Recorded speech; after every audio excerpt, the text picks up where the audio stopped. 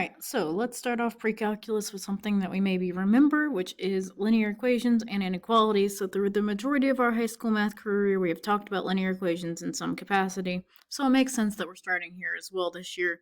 So just starting off, all that we're going to do is solve them, make sure everybody's on the same page with how to distribute, combine like terms, and get x, or whichever variable that we're using by itself.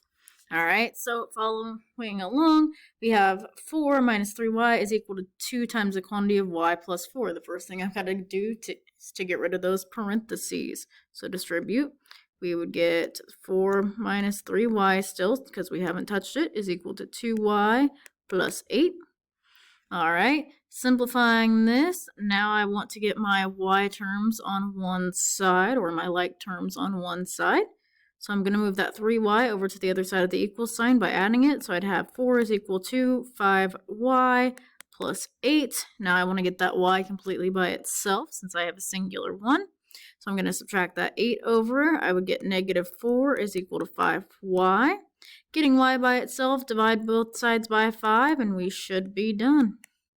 So I'd get y is equal to negative 4/5. All right.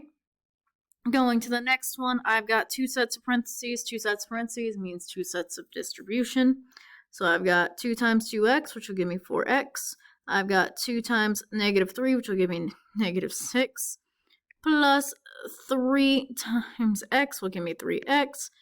And then I've got positive 3 times positive 1, which should just give me positive 3, is equal to 5x plus 2, because we haven't done anything.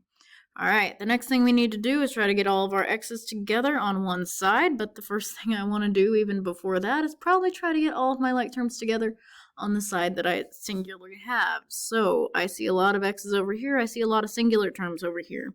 So getting my x's together, I've got a 4x and a 3x added.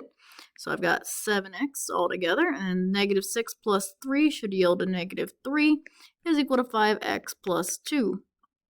Alright, and now I'm trying to get my x's still together, but now they're on the opposite sides of the equal sign, so I need to subtract that 7x over, yielding negative 3 is still going to be over there, equals negative 2x now, plus 2.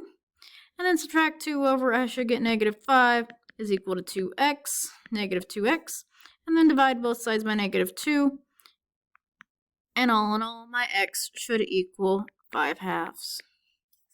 And I do prefer fractions over decimals. Alright, so speaking of fractions, let's go ahead and look at 1/2 x is equal to 7/8.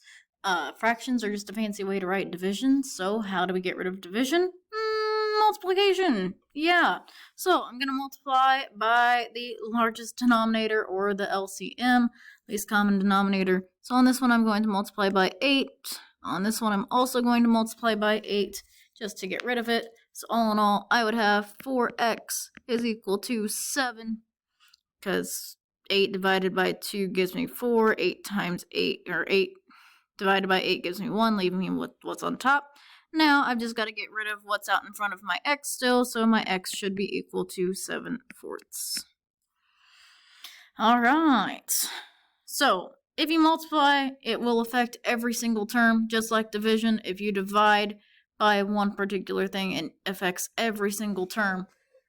So terms are separated by a plus or a minus. Moving on to the next one, I'm going to go ahead and I'm going to look for my least common denominator, which no is not always 8. I just want to see, hey, what do these have to get to be in common?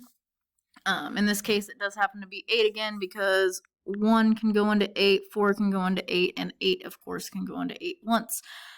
So, multiplying by my least common denominator, which happens to be 8, again, I need to multiply every single term by 8. 8 divided by 8 gives me 1, leaving me with just that numerator of 5y minus 2 is equal to 8 times 2 gives me 16, divided by 1, still 16, plus 8 divided by 4 should give me 2 times that y that's already in the numerator. So all in all, that's just 2y. Now I'm just going to simplify as much as possible. So subtract that 2y over. That does not look like a y. That's a 3y left minus 2 is equal to 16. Finally, add that 2 over to try to get your y term completely by itself, yielding 3y is equal to 18. And then 18 divided by 3, ladies and gentlemen, should be 6.